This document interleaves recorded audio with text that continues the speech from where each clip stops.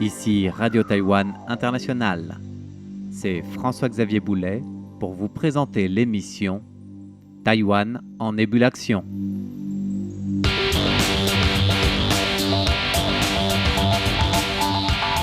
Le monde qui nous entoure n'a de cesse de le répéter. Nous sommes bel et bien entrés dans l'ère de l'intelligence artificielle. Pas seulement le domaine industriel, mais aussi notre quotidien avec de nombreuses applications qui y sont liées. Et en cette heure de rentrée scolaire un peu partout à travers le monde, l'intelligence artificielle fait aussi sa rentrée dans les salles de classe en quelque sorte. Et à Taïwan, justement, à l'occasion de cette rentrée scolaire, il y a un tout nouveau qui fait sa rentrée des classes. C'est le tout premier manuel scolaire d'intelligence artificielle dans l'enseignement des cours de numérique. Et aujourd'hui, dans notre émission Taïwan en ébullition, nous dialoguons justement avec Lian Yujan, qui est président du collège ViewSonic et professeur associé en littérature chinoise appliquée à l'université Chongyuan, bien placé en matière de développement de technologies d'intelligence artificielle au service des applications dans notre quotidien, à commencer par le monde de l'éducation par exemple. Avant de présenter à proprement parler ce tout dernier bijou, le premier livre scolaire de technologie d'intelligence artificielle qui est développé par Lian Yujan et sa société ViewSonic, il convient de rappeler dans une sorte d'état des lieux que les défis sont nombreux en matière de technologie d'intelligence artificielle, car l'intégrer dans les salles de classe est une chose, mais l'enseigner aux élèves, puisque c'est aussi un domaine qui est de plus en plus présent et qui demande des talents, est une autre paire de manches. C'est d'ailleurs un des défis ciblés dans l'écosystème entier de Taïwan en matière de technologie d'intelligence artificielle, de savoir rehausser le niveau du système éducatif dans l'enseignement de l'intelligence artificielle pour former des talents, pour générer la nouvelle génération des talents en matière de créativité, de demande et de besoins, et ainsi réduire l'écart entre la technologie, la demande des professionnels d'intelligence artificielle, l'industrie elle-même et donc le système éducatif dans son ensemble. Par exemple, pour intégrer la technologie d'intelligence artificielle dans les salles de classe, ce qui nous intéresse aujourd'hui, Lian Yujan explique qu'il faut aussi former les professeurs pour savoir l'utiliser de la meilleure des manières, donc avec la meilleure performance possible. De même que, même si ce manuel est pensé pour être intuitif, les élèves doivent aussi être alertés sur les manières, au pluriel, de faire appel aux fonctionnalités diverses et presque infinies de ces nouveaux manuels. Et concernant la genèse du développement de ce manuel, Lian Yujan n'hésite pas à qualifier l'approche d'avant-gardiste dans l'intelligence artificielle intégrée au secteur de l'enseignement et du manuel scolaire.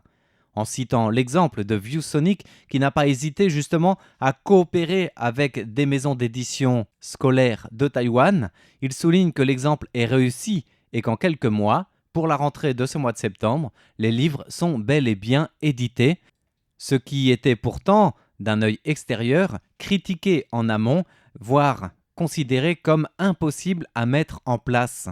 À commencer par la concurrence, nous y reviendrons. Pour commencer, le professeur Lian Yujan et président de ViewSonic nous présente cette approche de livre scolaire, sinon connecté du moins développé par l'intelligence artificielle et qui vient de faire sa rentrée dans les salles de classe taïwanaises.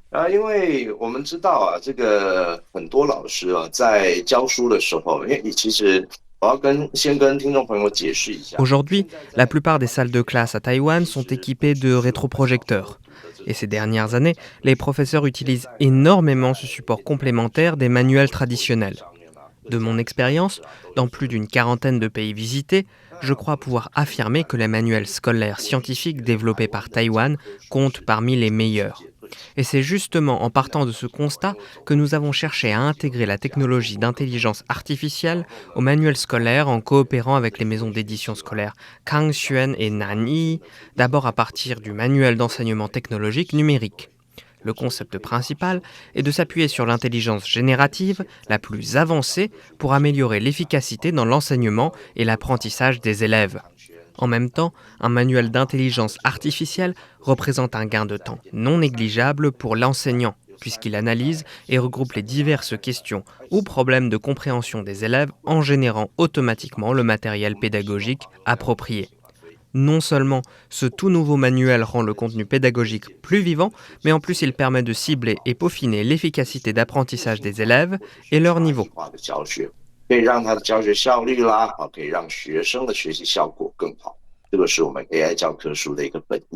En réalité, ce nouveau manuel scolaire d'intelligence artificielle encourage largement les interactions directes et presque même individuelles des élèves.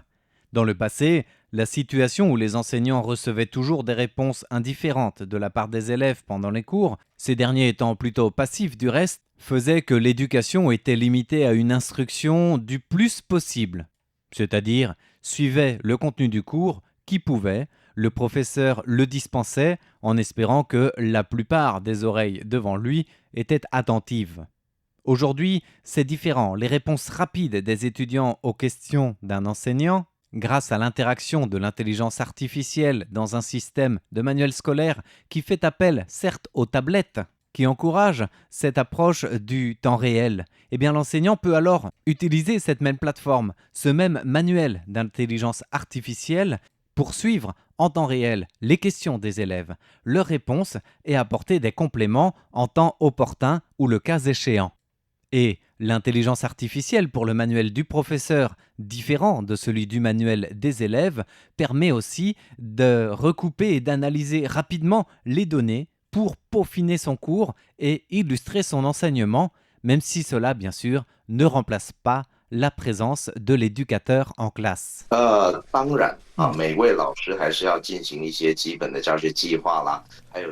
Bien sûr, l'intelligence artificielle ne remplace pas le travail préparatoire nécessaire de chaque professeur, que ce soit sa planification, sa répartition du contenu d'enseignement ou autre. Mais l'intelligence artificielle peut s'avérer un outil très précieux pour cibler le point central d'une unité d'enseignement et proposer diverses approches pédagogiques possibles, depuis une assistance d'enseignement appropriée et différenciée jusqu'à un soutien continu vers des ressources d'apprentissage en fonction de l'avancée des cours et des évaluations pédagogiques entreprises en classe. Un autre point important à souligner. Le manuel que nous avons développé auprès des 2 maisons principales d'édition cherche aussi à fournir la base de données la plus complète possible par rapport au sujet que les élèves doivent maîtriser pour l'examen final. Cela signifie que le manuel est capable, grâce à l'assistance générative de l'intelligence artificielle, de regrouper, recouper, analyser tous les aspects à maîtriser sur chacun des points du programme d'enseignement. C'est tout aussi précieux pour les élèves que pour les professeurs.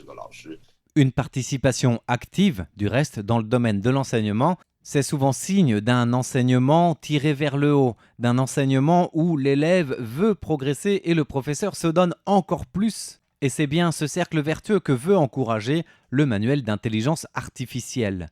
Et autre avantage de ce nouveau manuel, eh bien c'est que l'intelligence artificielle permet de pouvoir s'adapter en temps réel aux avancées de l'enseignement en classe et au niveau de connaissances atteint par chaque élève de la classe. Et c'est donc un autre atout pédagogique au service de l'enseignement où, en quelque sorte, chacun peut avancer à son rythme dans le même cours, dans la même salle de classe. Ensuite, il faut souligner une autre différence importante avec l'enseignement traditionnel. Notre manuel d'intelligence artificielle propose par exemple aux professeurs d'afficher un code QR qui permet aux élèves d'accéder directement aux informations et données collectées par rapport à un sujet ou à un problème posé.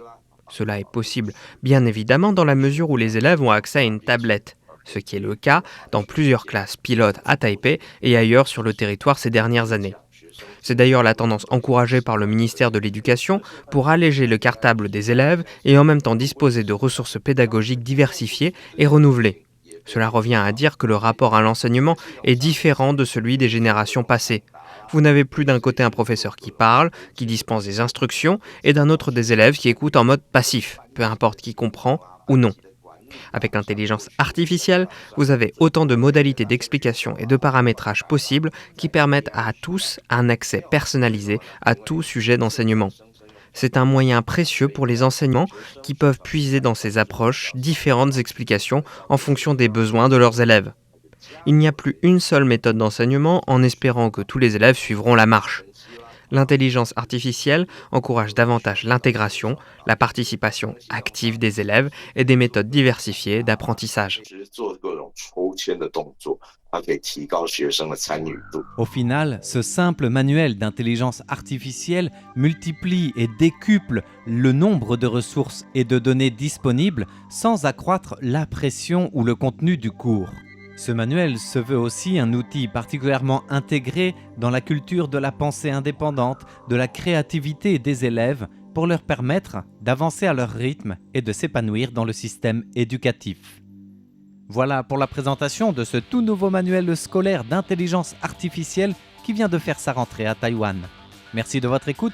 C'était Taïwan en ébullition présenté par François-Xavier Boulet pour RTI.